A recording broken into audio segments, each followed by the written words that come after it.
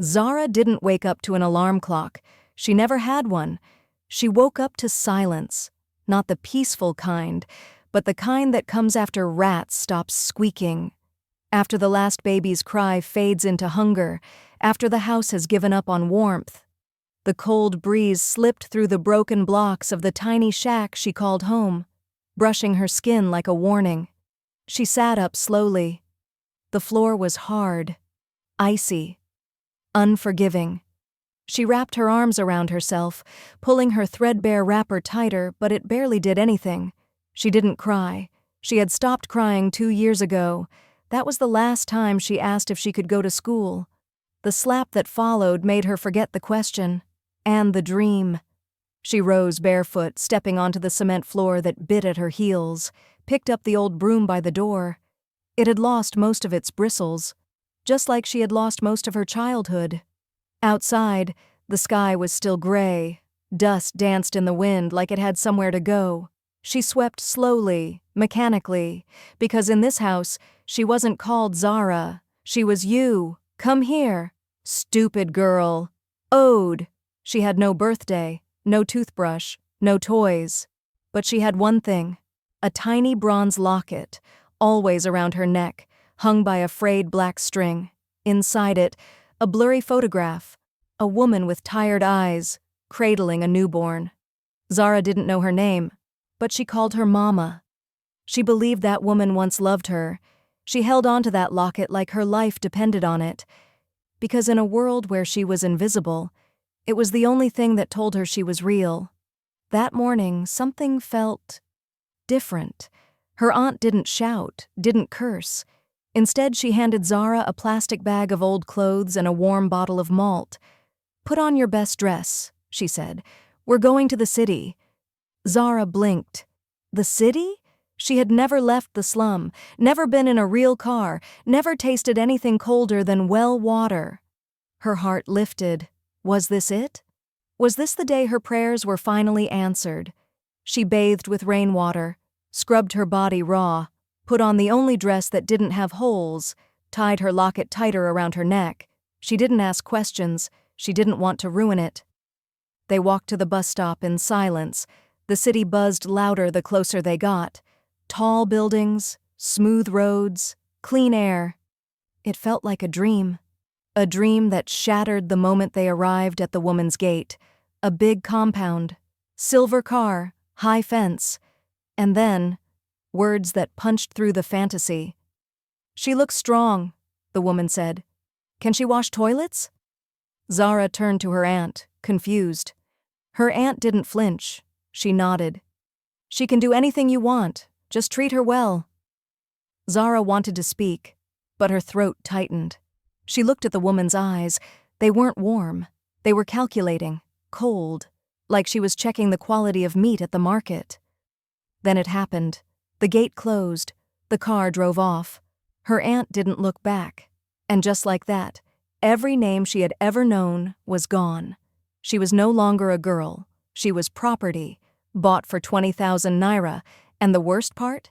She still didn't fully understand that her life, as she knew it, had just been erased. The house was nothing like anything Zara had seen. Marble steps that shimmered like mirrors, a golden gate that opened without a sound. Even the air smelled expensive. She stared, wide-eyed, small, and out of place. A guard standing at the entrance rolled his eyes. "Nah, bush girl," he muttered, turning away. Inside, chandeliers hung like frozen fireworks. The tiles were cold and spotless, paintings on the wall of people who smiled too easily. But Zara wasn't given a tour. No one said, "Welcome." The madam just looked at her once, then tossed her a mop. "You're not here to enjoy," she said without a blink. "You're here to earn your keep." And just like that, the fairy tale ended. No bed, no room of her own, only floors to scrub, toilets to clean, dogs to feed. She worked from dawn until her legs trembled. She mopped floors so shiny she could see her tears in them, and when the dogs were done eating, she'd pick from what was left behind, cold bones, chewed meat, stale bread. That was her dinner, every single day. At night, she crept into a tiny storeroom behind the kitchen. No mattress, just a thin wrapper and the hiss of gas cylinders beside her. She curled up in the corner like a secret nobody wanted. Her locket stayed tucked under her shirt, her voice even deeper under her silence. She never cried out, she never complained, because even in this place, she still believed maybe, just maybe. Her real story hadn't started yet. Nobody talked about the old man upstairs. They said he used to be powerful, a general, a billionaire. Now, just a whisper behind locked doors. The maids avoided the room. The guards joked that he'd gone mad. Even the madam never climbed those stairs unless she had to. Zara only knew his door by the way. Everyone avoided looking at it, covered in dust, silence seeping through the cracks like a warning. He hadn't been seen in weeks, but one day the nurse didn't show up, and Madam, already irritated from a phone call, barked, "Take food to the old man. If he bites you, don't scream." Zara didn't ask questions. She just nodded, took the tray, and began climbing the stairs. Each step creaked like it was telling her to turn back. She held her breath. Knocked. No answer. She pushed the door gently. The room smelled like wet newspapers and forgotten memories. Curtains drawn tight. Dust hanging in the air like sorrow. A dim lamp flickered beside the bed. And there he was. A man who once controlled empires. Now a hollow figure wrapped in faded sheets. He didn't move. Didn't blink, just stared at the ceiling, like he was waiting to die. Zara stepped inside, quietly. She opened the windows, let light chase out the shadows. She cleaned the old food tray, placed the fresh meal down gently, without a word. She turned to leave, but then a voice cracked through the silence. "What's your name?" She froze. No one had asked her that in years. She turned slowly. His eyes were on her now, glassy but sharp, like something had just clicked. "Zara," she whispered. The name hung in the air. He stared harder. "Zara," he repeated, softer this time, like he was trying to remember something, or someone, like that name had once meant everything. And in that moment, Zara didn't just feel seen, she felt known. Zara came back the next day, and the next. At first, just to drop off food, but then she started opening the curtains a little wider, bringing a small cloth to wipe his forehead, arranging his pillows just right, and then talking. She told him stories, simple ones, about the barking dogs, the cracked kitchen tiles, the way the guards gossiped when they thought no one was listening, and slowly, something strange began to happen. The old man, the silent ghost in the attic, started to respond. He chuckled once, then again.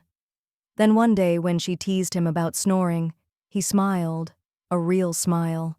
She started calling him Grandpa, half joking, half curious. He didn't correct her, didn't scold her. In fact, he liked it. She was the only person in that house who didn't treat him like a burden, and he was the only person who looked at her like she was more than a maid. Then, one day, it happened. She was wiping his forehead when her locket slipped out from under her shirt. He noticed it immediately.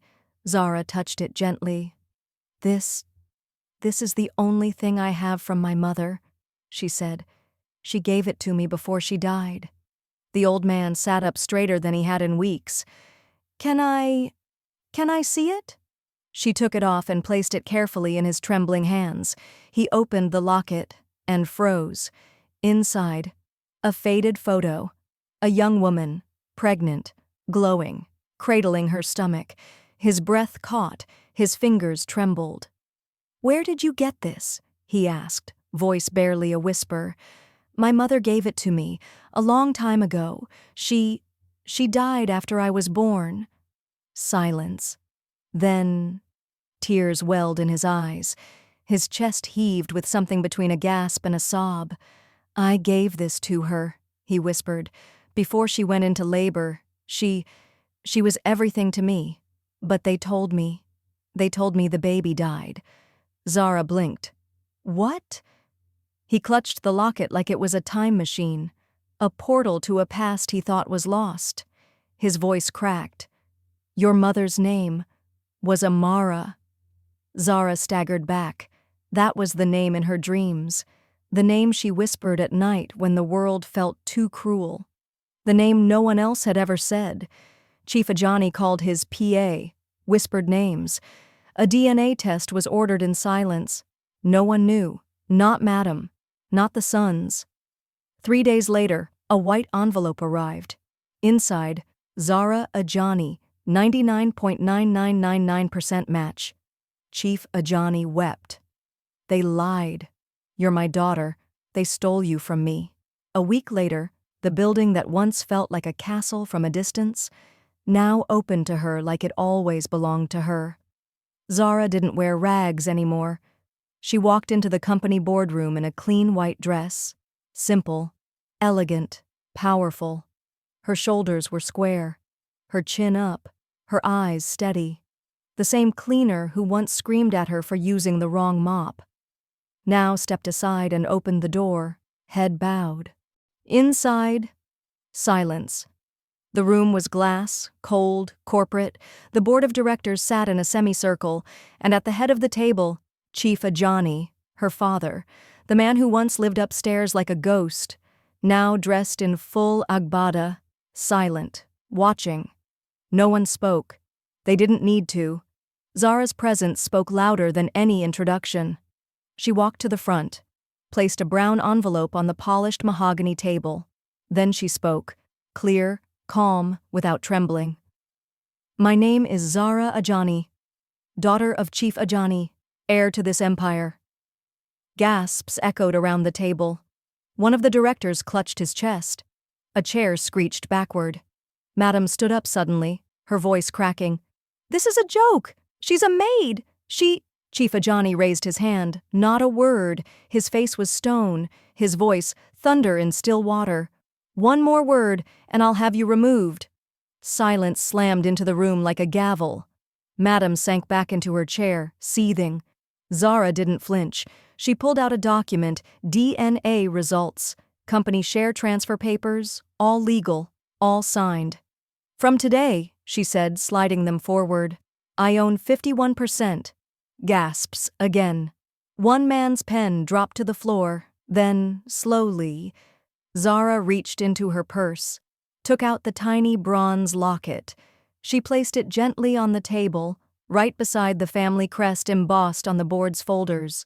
This, she said, voice steady, is my birthright, and I'm taking it back. Zara now had her own room, a real bed, warm blankets, a nameplate on the door that said Zara Ajani. She had tutors, in French, in finance, in law. No more scrubbing toilets. Now she studied how to run an empire. The staff no longer barked orders. They greeted her with bows. Good morning, Miss Zara. She smiled, gracious, calm. But she never forgot the girl who used to eat dog scraps, the girl who mopped floors with bleeding hands, who cried silently beside gas cylinders, who clung to a locket like it was oxygen. 1 year later, she stood on the mansion's highest balcony, hair braided neatly, sharp navy suit hugging her shoulders. The sun hit her skin like gold. Below, the city pulsed. Cars, people, cameras. Reporters outside called her the billionaire's miracle daughter. Her story was everywhere, magazines, news, even documentaries.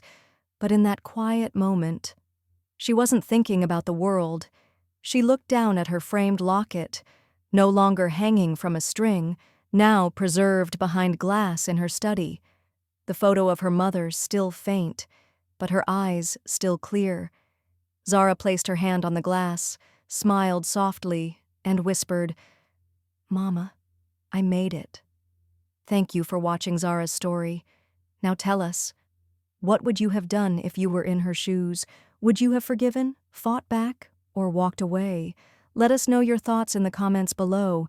And if this story moved you, don't forget to like, share, and subscribe For more powerful true life stories that remind us, sometimes even the forgotten, rise.